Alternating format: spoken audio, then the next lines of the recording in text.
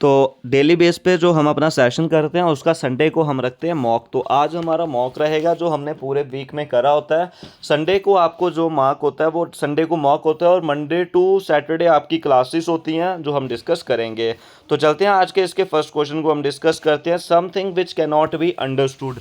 तो जो हम वोकैब और अपना जीएस का करते हैं उसी के बेस मॉक रहता है। Something which can not be understood, infallible, ठीक है, इनफॉलिएबल, इनफ्लेक्सिबल, इनकम्प्रीहेंसिबल। तो इसका आपने सही आंसर बताना है। तो इस क्वेश्चन का सही आंसर आपका क्या हो जाएगा? इस क्वेश्चन का सही answer option number D, incomprehensible is the right answer इस क्वेश्चन का आपका होगा। अब चलते हैं नेक्स्ट क्वेश्चन की तरफ। Something which is fit to eaten, जो फिट टू ईटन है, एडिबल, अनपैलेटेबल, टेस्टी या delicious. Something which is fit to eaten, तो वो क्या हो जाएगा आपका? Edible. Option number A is the right answer इस क्वेश्चन का आपका हो जाएगा। आपको डेली बेस पे हम जो सेशन डिस्कस करते हैं उन्हीं के बेस पे हमारे सेशंस आते हैं। इनकी पीडीएफ भी आपको मिल जाएगी, इस मॉक की पीडीएफ भी आपको मिल जाएगी। नेक्स्ट क्वेश्चन है, one who helps a person in need, जो हेल्प करता है पर्सन की ज़रूरत के समय, मर्सिनरी, वेटरन, सैमेरिटियन, कोलैबोरेटर। तो इसका सही आंसर आपका option number C, option number C क्या हो जाएगा? Samaritan is the right answer इस क्वेश्चन का आपका होगा। नेक्स्ट क्वेश्चन है, sole right to make and sell some invention, copyright, inheritance, heirloom या पेटेंट। तो सही answer option number D, patent इसका सही आंसर आपका हो जाएगा। अब चलते हैं नेक्स्ट क्वेश्चन की तरफ। Fictitious name used by an author, homonym, alibi, alibi के बाद आ जाएगा सीडोनियम, सीडोनियम के बाद एनोनिमस। तो इसका सही आंसर आप बताओगे। तो सही आंसर इस क्वेश्चन का हमारा हो जाएगा option number C, pseudonym is the right answer इस क्वेश्चन का आपका आ जाएगा। ठीक है, तो आपने अपने स्कोर साथ साथ में बनाते जाने हैं। जितने भी आपके स्कोर बनेंगे कमेंट सेक्शन में आपने जरूर बताना है। A place for storing gun and military equipment, वो कहाँ पे हम स्टोर करते हैं? अपेरी में, आर्सेनल में, आर्चीव में या एवेरी में। तो सही आंसर ऑप्शन नंबर इसका क्या हो जाएगा? Arsenal. Option number B is the right answer इस क्वेश्चन का आपका होगा। One who is the great lover of book, जो बुक का ग्रेट लवर है, बिबिलियोफाइल, पेडोफाइल, जीनोफाइल, हेमोफाइल। तो सही आंसर इसका option number A, bibliophile, one who is the great lover of books. Option number A is the right answer इस question का आपका होगा। A place where fruit trees are grown, जहाँ पे fruit trees लगते हैं, गार्डन, प्लांटेशन, ऑर्चर्ड या farm. तो सही answer option number C, orchard is the right answer इस क्वेश्चन का आपका होगा। The art of looking back on past time, retrospection, inspection, introspection या सर्कमस्पेक्शन। तो इस क्वेश्चन का सही आंसर आपका option number A, retrospection is the right answer इस क्वेश्चन का आपका हो जाएगा। अब चलते हैं नेक्स्ट क्वेश्चन की तरफ। That which can not be satisfied, incredible, insatiable, improbable, impossible. तो इस क्वेश्चन का सही answer option number B, insatiable is the right answer इस क्वेश्चन का आपका होगा। अब चलते हैं हम नेक्स्ट क्वेश्चन की तरफ। जो हमारे नेक्स्ट क्वेश्चन आ जाएगा आपके लिए, ये मॉक टेस्ट हम डेली बेस पे कंडक्ट करते हैं और संडे को और डेली बेस पे सेशंस आते हैं। आ जाएगा हमारा नेक्स्ट क्वेश्चन की हम बात करें, विच one of the following device convert electrical energy into mechanical energy. तो इलेक्ट्रिकल एनर्जी से मैकेनिकल एनर्जी में जो कन्वर्ट करता है। अब बात करते हैं, जो हमारे पास इलेक्ट्रिकल मोटर होती है वो कन्वर्ट करती है इलेक्ट्रिकल एनर्जी को मैकेनिकल एनर्जी में। तो law of conservation of energy ये स्टेट करता है, जो energy can neither be created nor be destroyed but can converted from one form to another form. ठीक है, ये याद रखना है। Which of the following is not an application of centripetal force.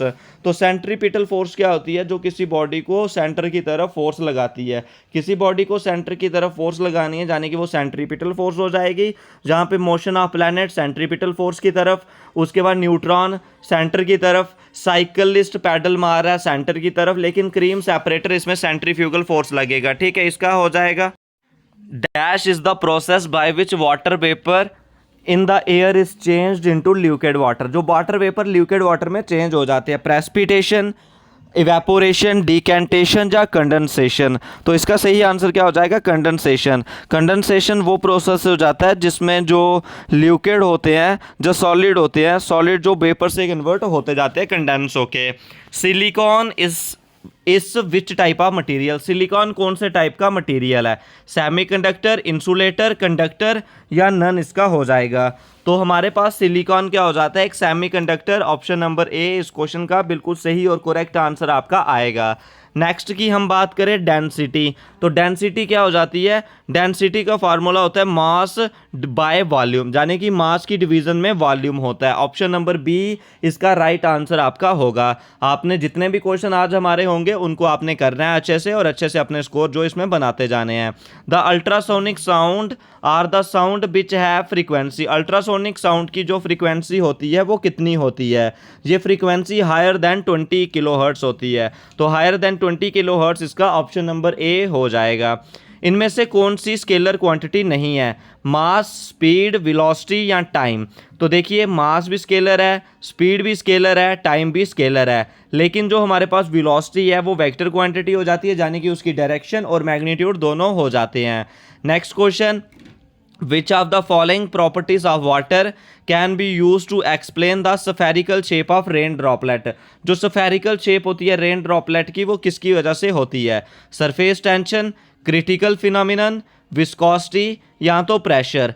तो जो स्फेरिकल शेप होती है रेन ड्रॉपलेट की वो किसकी वजह से होती है, सरफेस टेंशन की वजह से। ठीक है, नेक्स्ट फार्मूला इसका ओम्स लॉ का फार्मूला आपने बताना है। तो ओम्स लॉ का फार्मूला क्या होता है हमारे पास, V is equal to I R, यानी कि पोटेंशियल डिफरेंस डायरेक्ट होता है करंट के रिलेशन के साथ, और करंट होती है पोटेंशियल डिफरेंस के बराबर, और उनमें जो कांस्टेंट ऑफ प्रोपोर्शनैलिटी आता है वो रेजिस्टेंस आता है।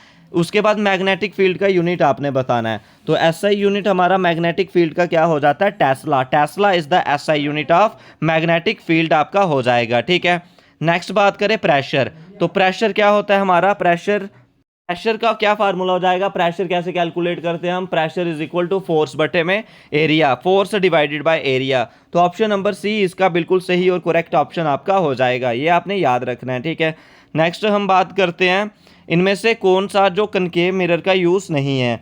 तो कनकेव मिरर जो हम बात करते हैं हेडलाइट, शेविंग मिरर, टॉर्चिस में यूज़ करते हैं, और convex mirror rear view mirror में हम यूज़ करते हैं। तो कनकेव मिरर बताना है आपने, कनकेव मिरर जैसे रियर व्यू मिरर में हम कन्वेक्स मिरर यूज़ करते हैं। ठीक है, ये आपने याद रखना है।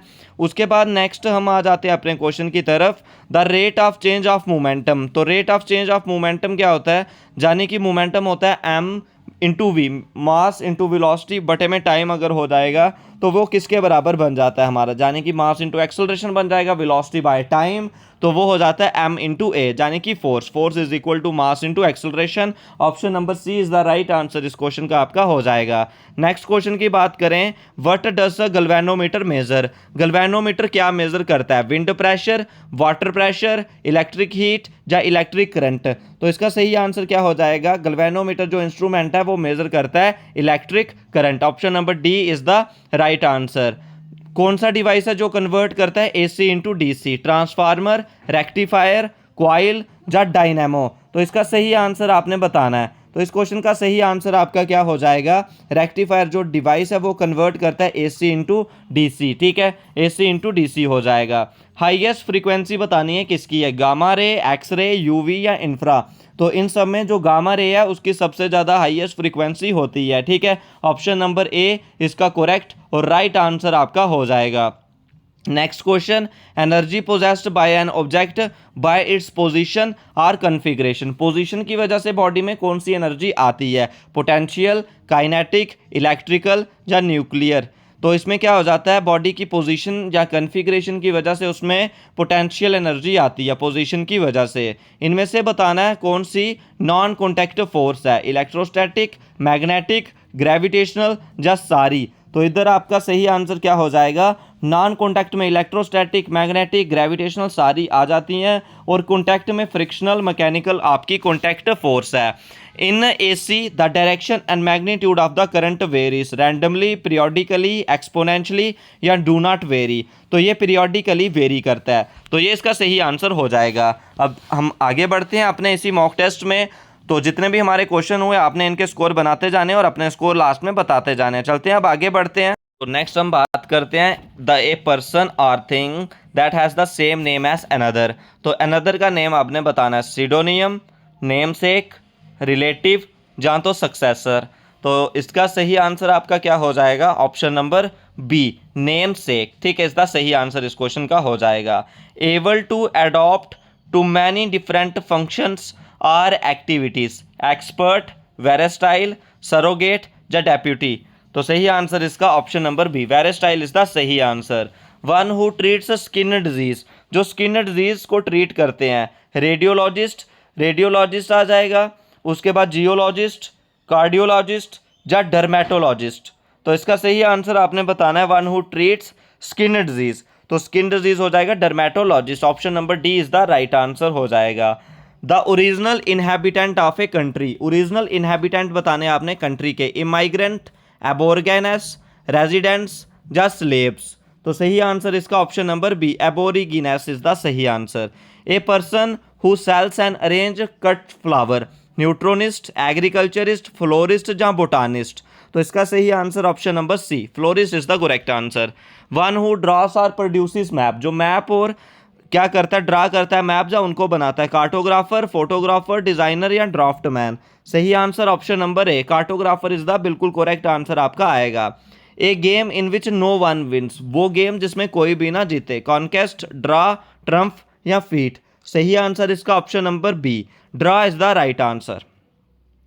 ए strong and the fast moving stream of water, rivulet, creek, torrent या ट्रिकल। सही answer option number C, torrent is the right और करेक्ट आंसर आपका आएगा। People who living at same time, comrades, cosmopolitan, friends या contemporaries. सही answer option number D, contemporaries is the right answer. One who can use both hand efficiently, ambivalent, skillful, genius या ambidextrous. तो सही answer ambidextrous is the right answer इस question का आपका होगा। तो जितने भी हमारे क्वेश्चन हुए, हमने अभी तक 20 जीएस के करे और 20 इंग्लिश के, 40 क्वेश्चन हो गए।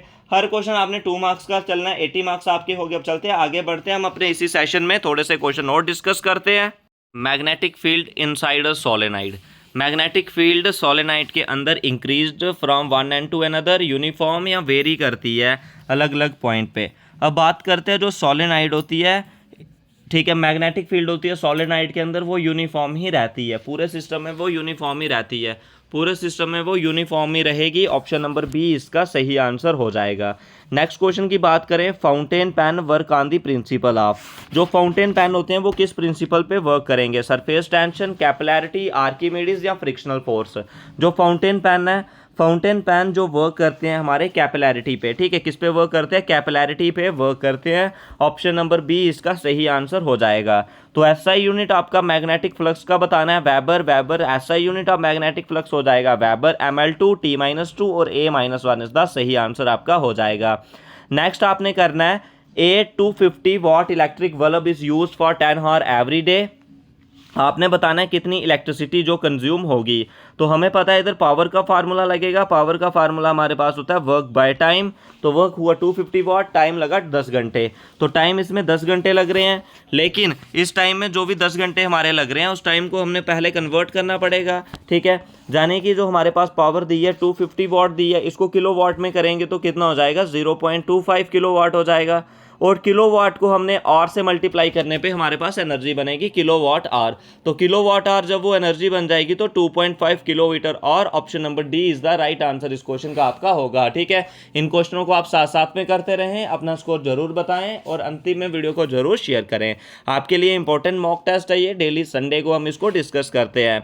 Dimensional formula of magnetic flux, तो मैग्नेटिक फ्लक्स का एसआई यूनिट हो जाता है वेबर, और इसका डायमेंशनल फार्मूले की बात करें ml2, t-2 और a-1 is the right answer हो जाता है।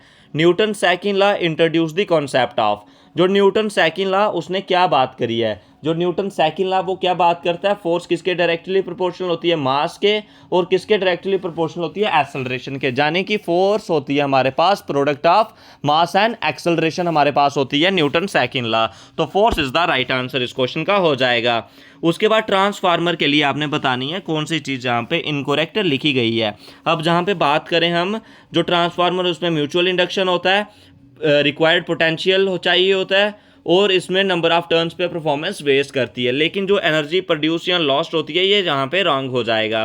Relation between viscosity and blood and water, viscosities of blood and water, जो हमारे पास इसका रिलेशन आपने बताना है विस्कोसिटी का। जो ब्लड है वो मोर विस्कस होता है, blood is more viscous. Option number C इस क्वेश्चन का बिल्कुल राइट और करेक्ट आंसर आपका होगा। नेक्स्ट क्वेश्चन की तरफ, इंस्ट्रूमेंट मेजर इंफ्रारेड रेडिएशन, तो इंफ्रारेड रेडिएशन कौन मेजर करता है? Bolometer, option number D. इधर हम सिर्फ मॉक कर रहे हैं, जो डेली बेस पे हम मंडे टू फ्राइडे अपने सेशन चलते हैं उधर हम इनको डिस्कस भी करते जाते हैं कि और जो ऑप्शंस है उनको भी बताते जाते हैं। Which among the following device is use to measure the intensity of light, तो इंटेंसिटी ऑफ लाइट हम किससे मेजर करते हैं? लक्स मीटर से मेजर करते हैं, lux meter, option number A इसका बिल्कुल राइट आंसर आपका हो जाएगा। Next question, which one of the following device converts heat energy into electrical energy, तो thermo electrical generator is the device which is use to convert heat energy into the electrical energy.